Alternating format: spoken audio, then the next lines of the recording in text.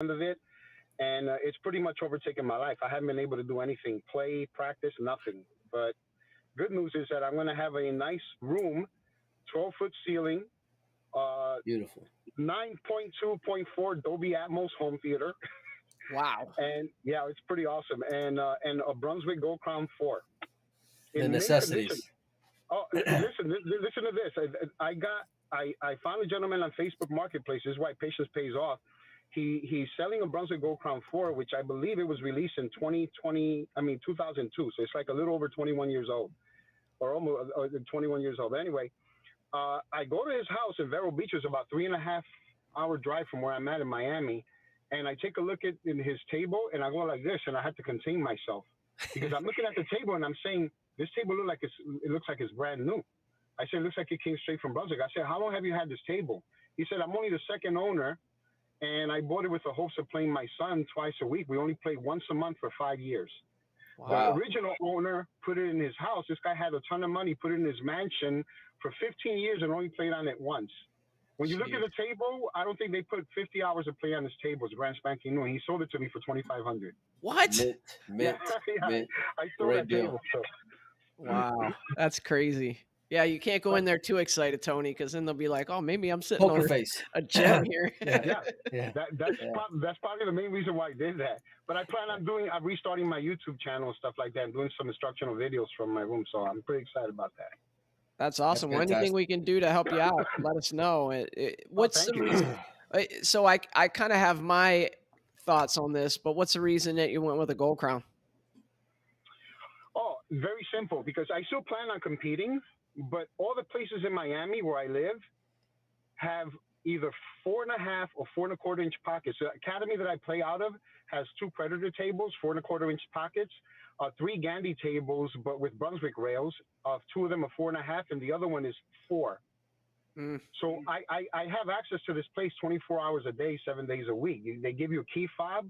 When you're a member, they charge $100 a month. You go and scan the key, and you go there at any time you want. I mean, you want to go there to practice 3, 4, 5 in the morning. I have this doctor that I give lessons to at 6 in the morning sometimes before he goes to work. That's So awesome. since I already have those tables and I have access to it, I haven't really been able to run a lot of balls in straight pool because I'm trying to run balls and try running 100 in straight pool, which is my best game in 8 ball. But try running 100 in straight pool in 4-inch pockets. It's almost impossible. So Yeah, I go figured, you know crazy. what? Why not get the Brunswick, which comes with 5-inch pockets? I can play my straight pool whenever I want, and then whenever I have to go practice for a tournament, I go to the academy. That's perfect. You got it locked up. And Melina, you don't know this, but my wife's brother lives literally in the same neighborhood as Tony.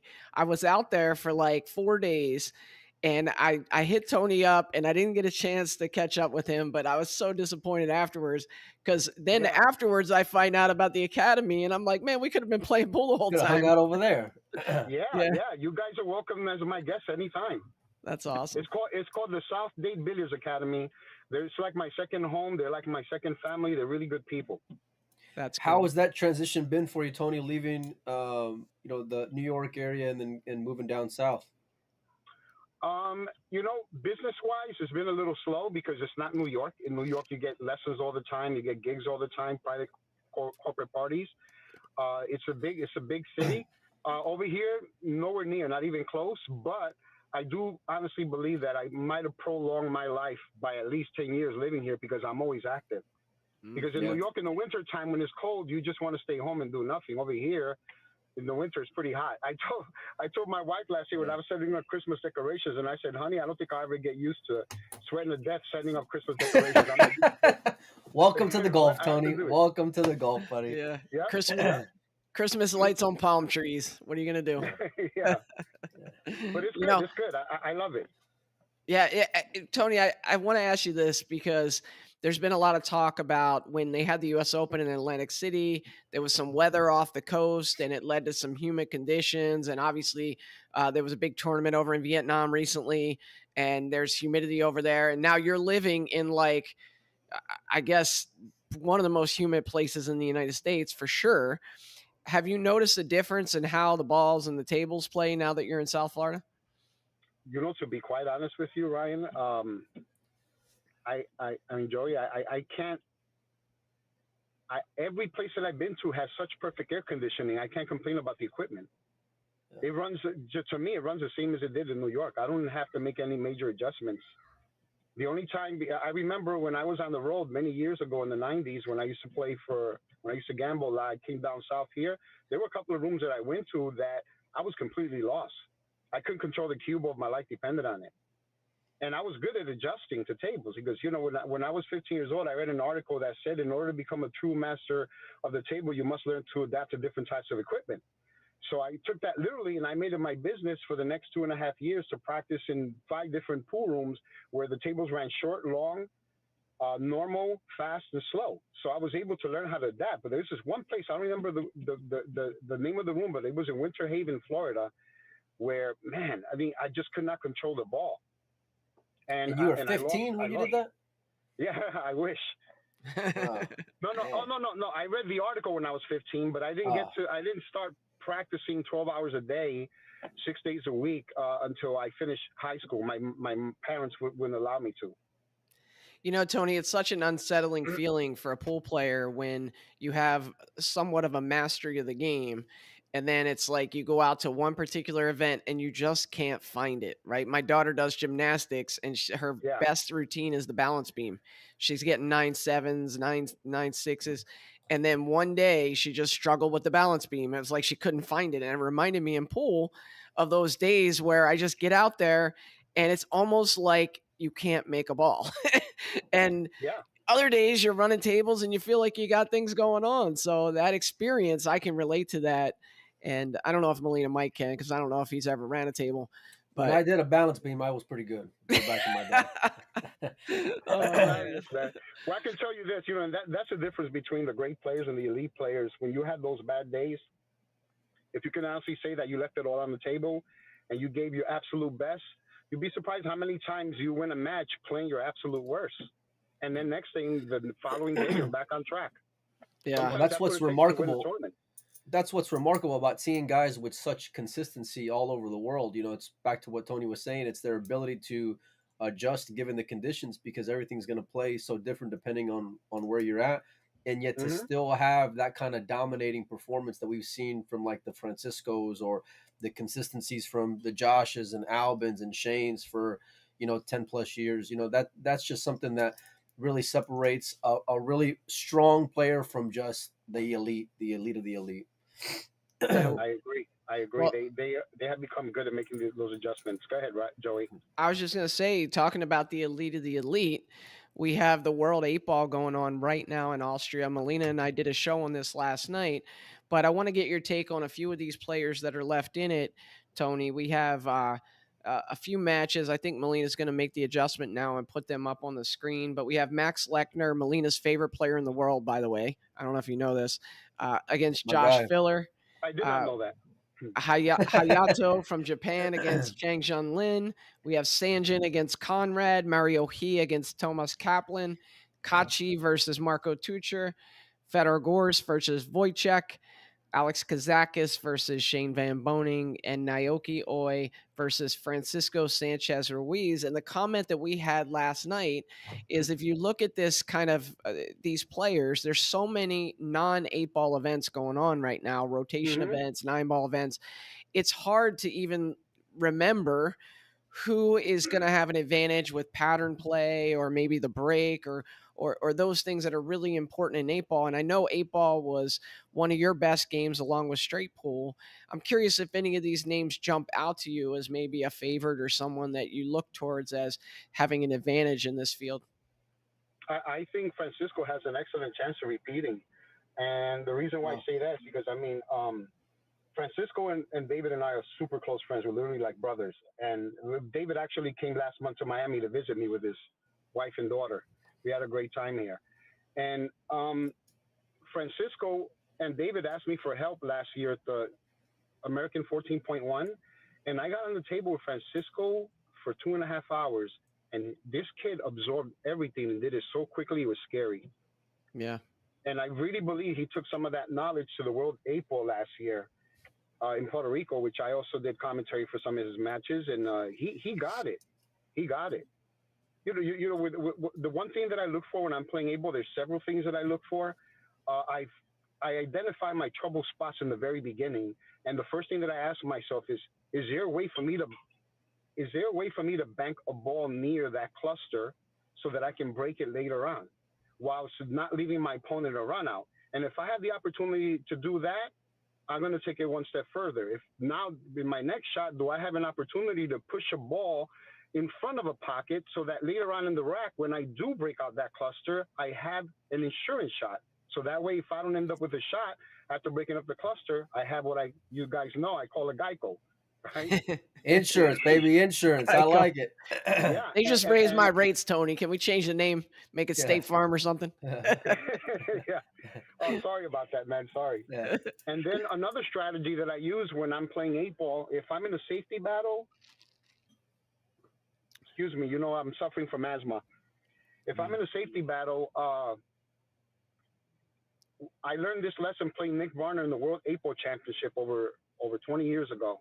He kept playing me safe on the upper or the top side of the table, and he kept putting me behind this 2 balls that he had up there. Most of my balls were in the center of the table, and I said, wait a minute, what if I put one of my balls on top of the table? That way I have one on top, one in the middle, and one in the bottom, so no matter where he plays safe against me, I have a ball to defend myself with. Right. Sure enough, I put a ball by the top of the table. Nick Varner's went like this. Because he knew. Just like that. He knew. Because he knew I figured it out.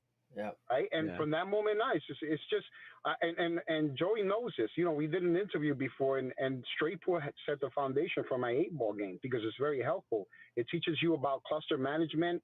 It's very rare I'll run into a cluster, not know what shot I'm going to end up with, or not know where the cue ball is going to end up. And I think that players need to pay a little more attention to that. So that's one of the things that I was working with Francisco, and I was also teaching him more about minimizing the movement of the cue ball being his number one priority. And he got it. It's showing in this tournament. I mean, he's been dominating. Look, Mika's an incredible 8-ball player. I think Mika might have lost in the final. I think Mika lost in the final one year against Efren Reyes in the World 8-ball Championship, if I'm not mistaken. And Francisco beat him 10-3 last night. Yeah. Yeah.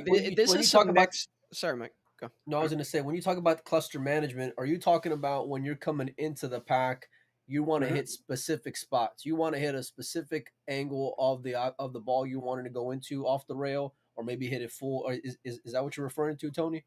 In a sense, I am, because it all depends. Because if I see that I have no choice but to hit one side of the ball, let's say the object ball that I'm shooting is too close to the ball that I'm going to run into.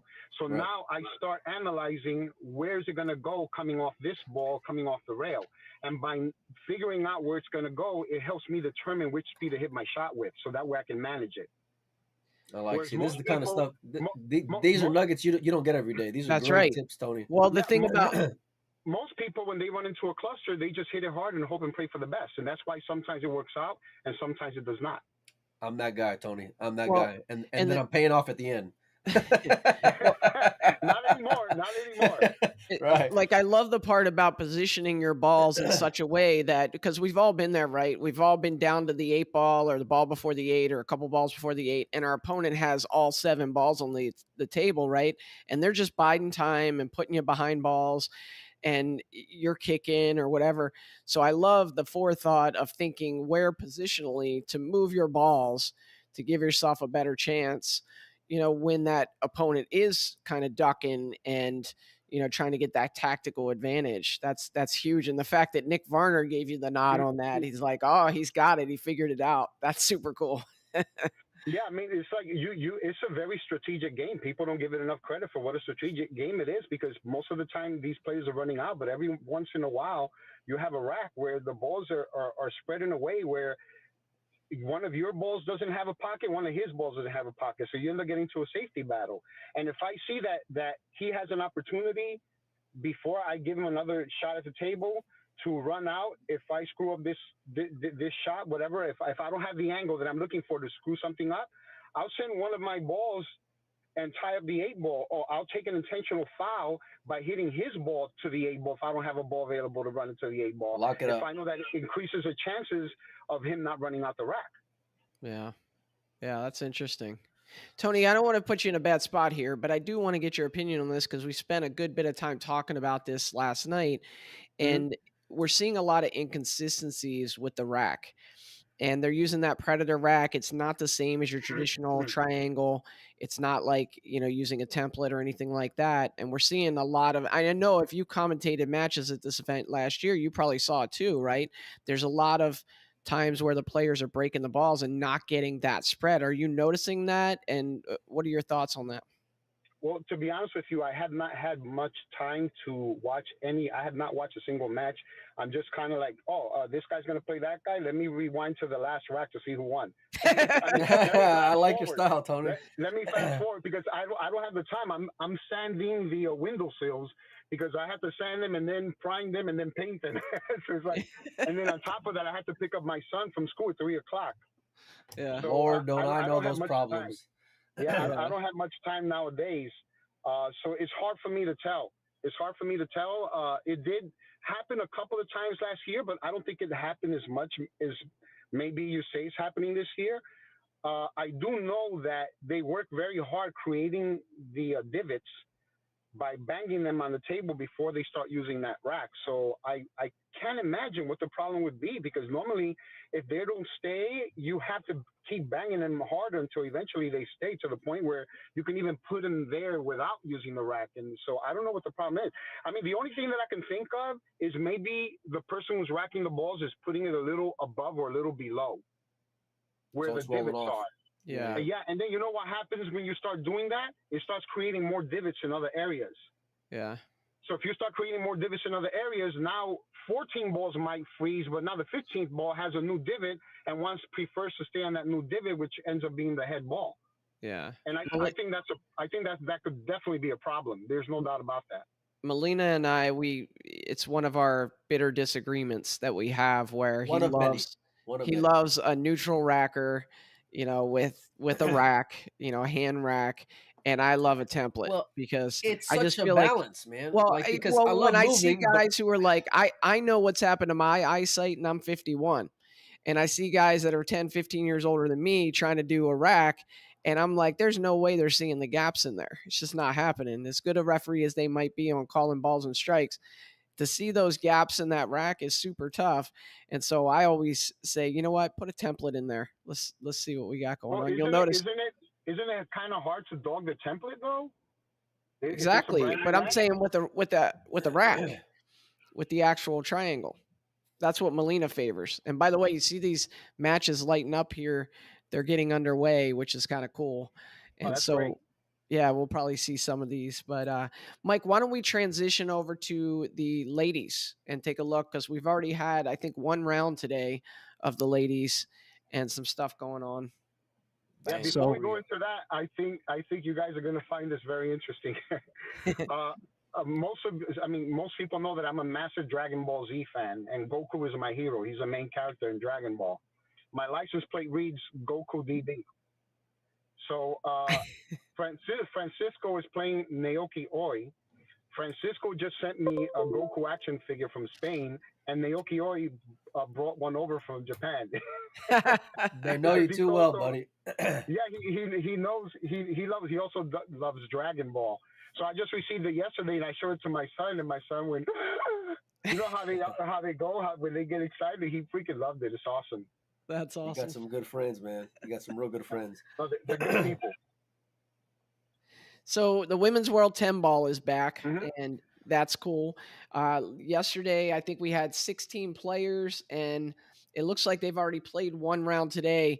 That match, scroll up, Melina, scroll up, because that match up the top was the one that we were certainly watching between Chow and Siming Chen, and Chow ends up taking that down 9-7. So you and I had talked about maybe whoever wins that match being the favorite here to win this whole thing. You'll see Cheska cruises 9-0 in her match against the German player. Allison with a 9-6 victory. Wei Wei wins 9-2 over Sarah Rocha. Rubelin 9-6 winner over Zlateva. Mike's lady Han Yu wins 9-4. Pia Filler comes up a little short against Liu, and Kelly Fisher with a 9-8 win over Wang. So that's the ladies' matches that occurred this morning for us over here. this afternoon if you're in Austria. Some good matches there. And, the 2 Filipino players make it out. The 2 British players make it out. 2 Taiwanese make it out. So it's really interesting final 8 here, and they're already underway. You see some of the scores up there. Anybody jump out to you on this board, Tony? I can't really see the names. I mean, if you allow me to put my glasses on, my old man glasses. Yeah, sure. I was shocked when Mike told me he's 51, but I'm 57, brother. Oh, no, I'm 51. Mike's still a youngster. Yeah, young whippersnapper, like Joey calls me. I know I look younger than Mike, but he's younger than me. Oh, yeah. Oh, wow, that's awesome. Good for you guys. Cheska, man, what a talent that girl is, man. It's like every time I see her, I'm impressed. I got to do a couple of her matches last year, actually earlier this year in Atlantic City when they did the Women's World Championship. Netball, yeah, World Netball. Yeah. But Chao Che-Yu, she's in a league of her own. She's been so consistent in winning these major tournaments that it wouldn't surprise me if she won this one again. But she's starting to I think she lost the last time she played Kelly, if I'm not mistaken. In this tournament? I believe you're right. No, not in this tournament. No. Oh. No, it was a previous tournament, I think. Yeah. So I'm really impressed with Chao Che-Yu. I got to do a number of her matches, and man, it's like it is amazing how far the women have come in this game. It really, truly is. We were talking about that last night. Even back then, I used to defend Allison and the oh my God, I can't forget. I feel embarrassed forgetting her name. The Irish Invader. Oh, Karen Core. Karen Core. Karen Core. Yeah. So Karen, forgive me because I know her very well. I don't want her to get mad at me. But anyway, even back then, I Mika and I had an argument many years ago that if the women played in every men's tour stop and they play alternate breaks, they one of them might have a chance to win the tournament. And he said, no way. And we went back and forth for like 15 minutes. And then all of a sudden, the tournament director, Mika Iman and Karen Core, table number 10. I said, okay, we'll just continue this discussion later. So an hour goes by, and I said, what happened, bro? She got me 9-8. and then I looked at him and I said, I rest my case. So look, it was probably 2018, somewhere around there, maybe 2017. Karen Core, again, another usual suspect, same conversation. She beats Ko Pin-Yi like 9-1 at the International. Like not even close, Tony. Just dominates Ko Pin-Yi at the International. This is like 2 years or so removed when Ko Pin-Yi was a dual world champion. So it could happen, but it's whether or not they can sustain, and there's that longevity of the tournament, and of course everything kind of has to play in their favor along the way. That's correct, yeah. But it's not impossible if they played in every event. I really do believe, especially nowadays. I think the level has definitely increased significantly compared to back then, and because I tell people all the time, I think that the players today are so much stronger than they were in my era. Why do you say that, Tony? All players? Most of the players, and I'm going to tell you why. Like with the exception of Mike Siegel, Nick Varner, Buddy Hall, Earl Strickland, the elite, because there are more elite level players now than there were back then. But if the way Buddy Hall and Kim Davenport, let's say, played back then, if they played today the way they played back then, I don't think they would stand a chance, because the players of today kick better, play safety better, bank better. They mastered every single aspect of their game. These guys now, but in the defense of Buddy and Kim Davenport, if they were playing in this day and age, they probably would be as good because they know that that's what they need to work on more. Yeah. See, back then we didn't work on those areas like they do now. Now they don't miss a beat. They don't miss anything. They literally worked on everything. If they have to practice a 1-inch draw with the cue ball this close to the object ball, then if that means that they have to practice with no balls on the table and just a pool stick, bringing it back immediately as soon as they stroke, they'll do that. They will do whatever it takes to improve the game. How do you elite players have that kind of discipline, Tony, to be able to sit there and just do something that can be so tedious over and over and over again like that? Because we want to win badly. I don't do that anymore because I don't have the time. My life has changed dramatically.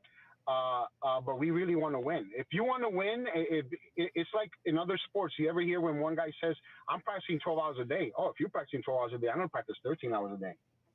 Yeah. Because I want to stay one step ahead of you. Right. I want to be that guy.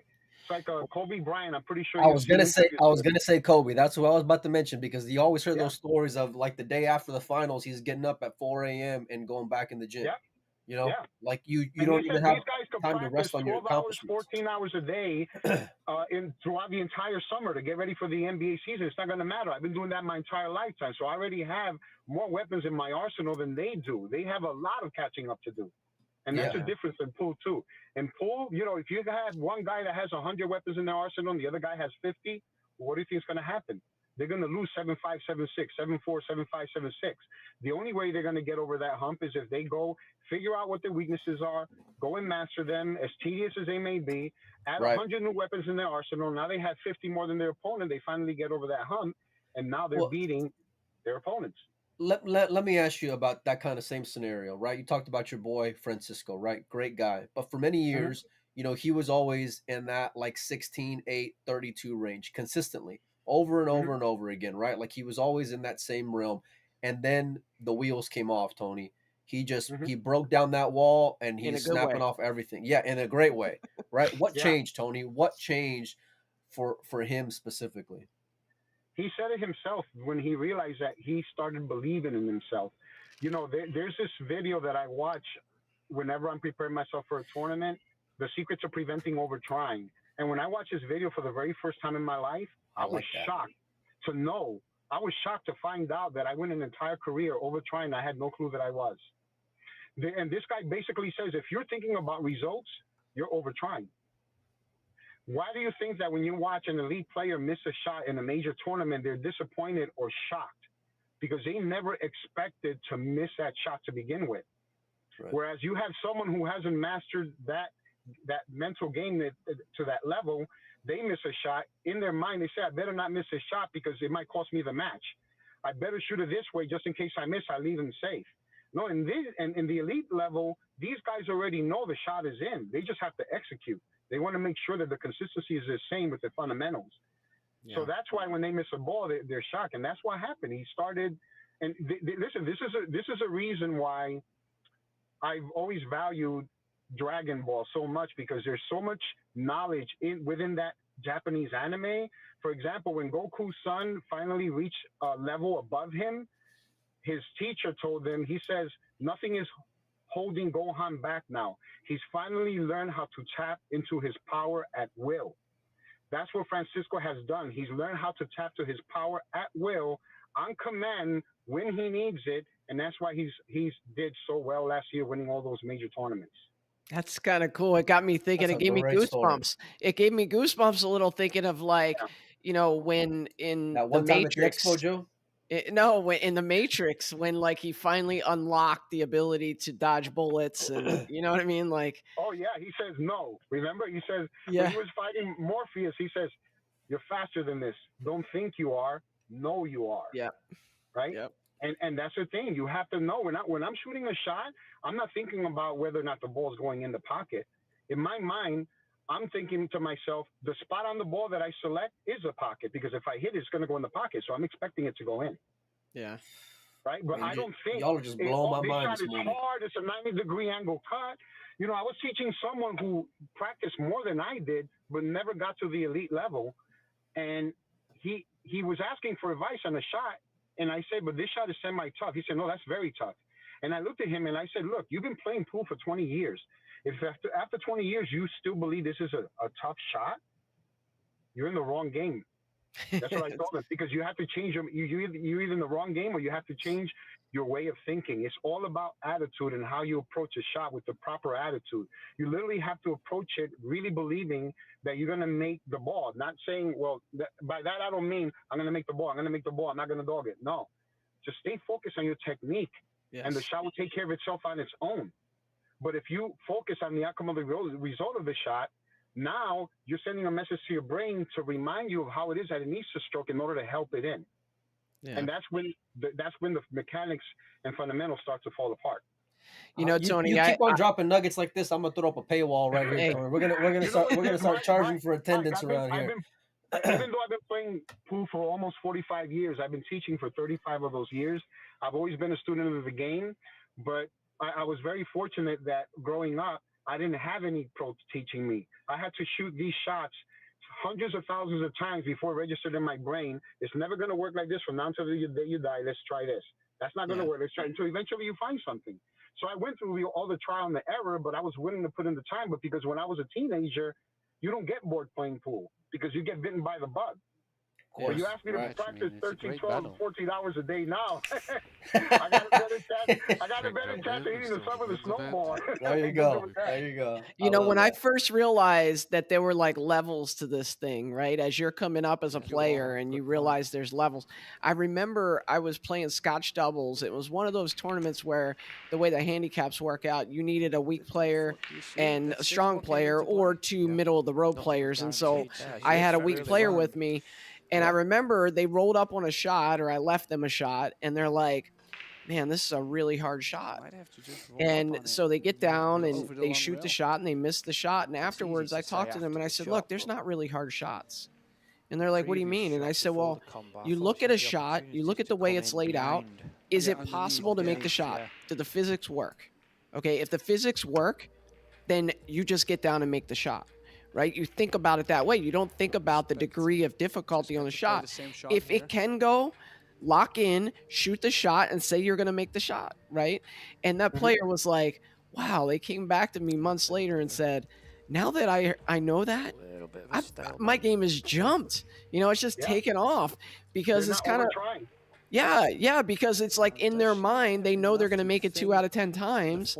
And because of that, their fundamentals break down, right? But if they look at it and say, this shot is possible, this is a makeable shot, I just need to make it, and they get down on the ball and shoot it with their fundamentals, they're going to make that ball more than 2 out of 10. I don't know how many out of 10, but they're going to make it more often than not.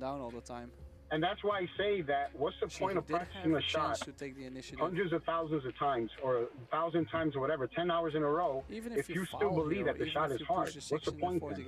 That means you haven't changed this. You're trying to change this, but you're not changing this, which is the most important thing. This is what controls this. Yeah. She's hit it good though. I love that. This time she's hit it really good. Well, why don't we shift gears a little bit? You know, Tony, you reached out to us. We've been pretty vocal about some of the stuff that's been going on in the pool world. You know, we're always going to try to take the side of the players because from my standpoint, at least I can't speak for Melina, but from my standpoint, I want to see players have the most opportunities possible. When you were in the grease and you were out there playing all the time, I wanted you to be able to go to wherever you wanted to go to play in a pool tournament, right? And I will always support that.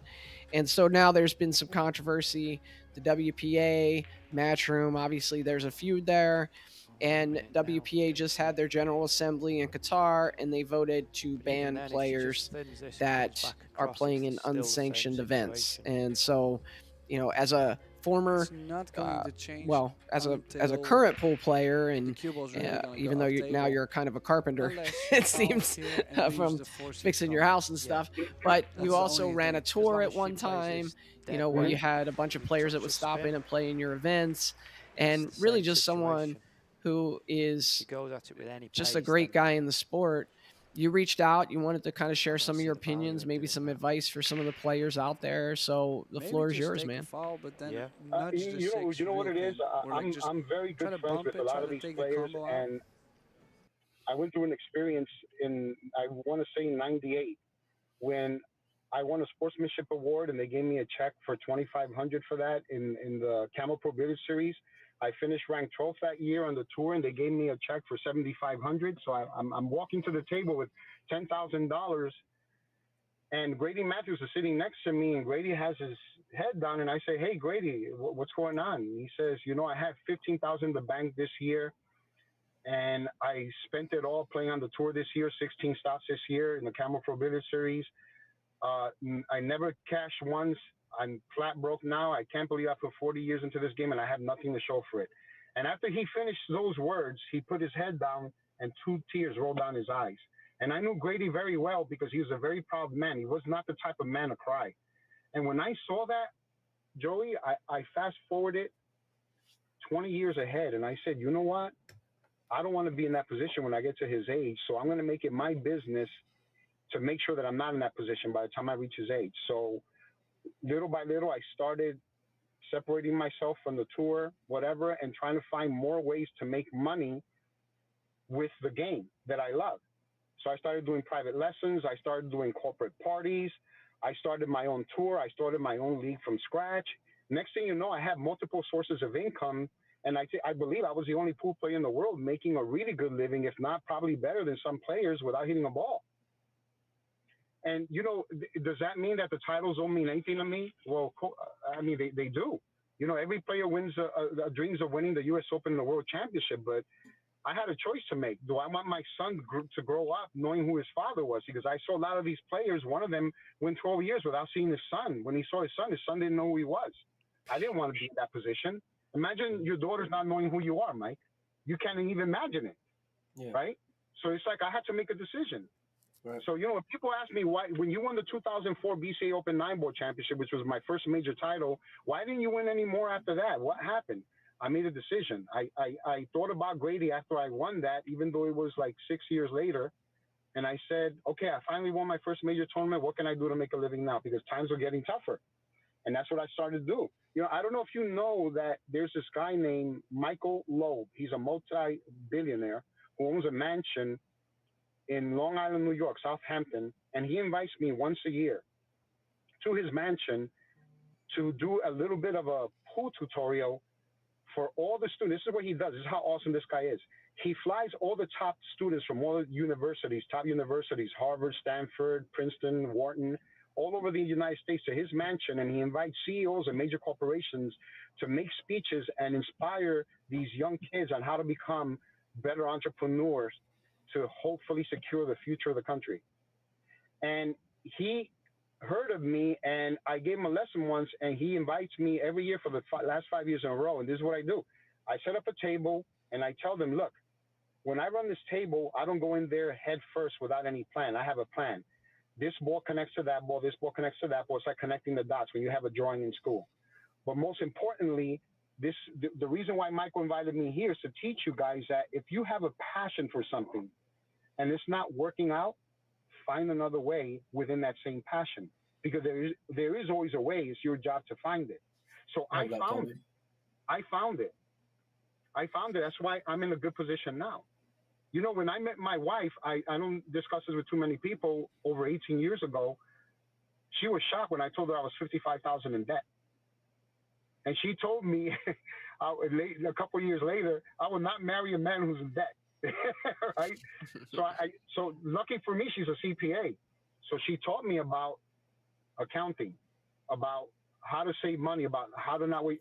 In 2.5 years, I was debt free, and I have been debt free since then. I don't owe anyone a single dollar.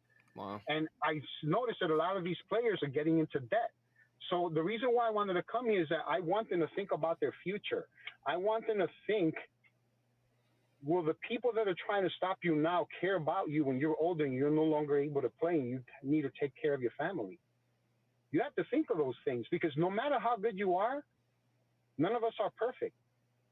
There's no way you're going to be able to play at that level for the rest of your life. You know, I feel sorry and bad for Earl whenever I see that he's not what he used to be. He tried so hard to play the way he used to be. I got to witness him when he was in his prime, and I've never seen anything like him. I mean, he is the exception. It didn't matter. He hit so many people with so many 5, 6, and 7 packs.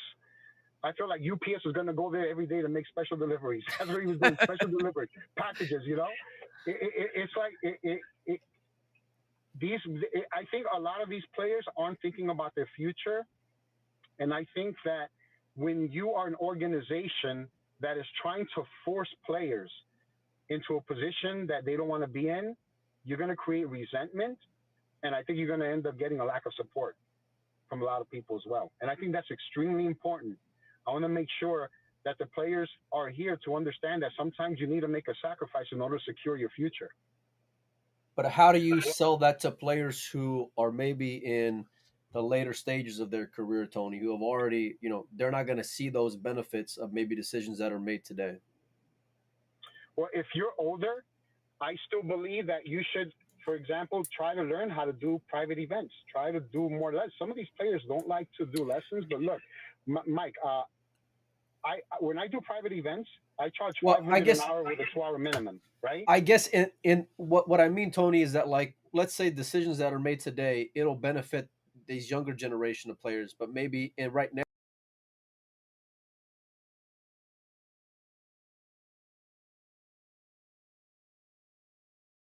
me being an older player, I want to look for what's going to satisfy my need for whether it's financial or otherwise now, today, tomorrow. You know what I mean? Like not something that's I'm going to look for. I'm not planning 5 years down the road when I'm trying to make sure the rent's paid, for the next 6 months. You know what I'm saying? If that's what you're trying to do, then you have to do what you feel is going to benefit you the most as a player. If you're an elite player and you know you're making that money,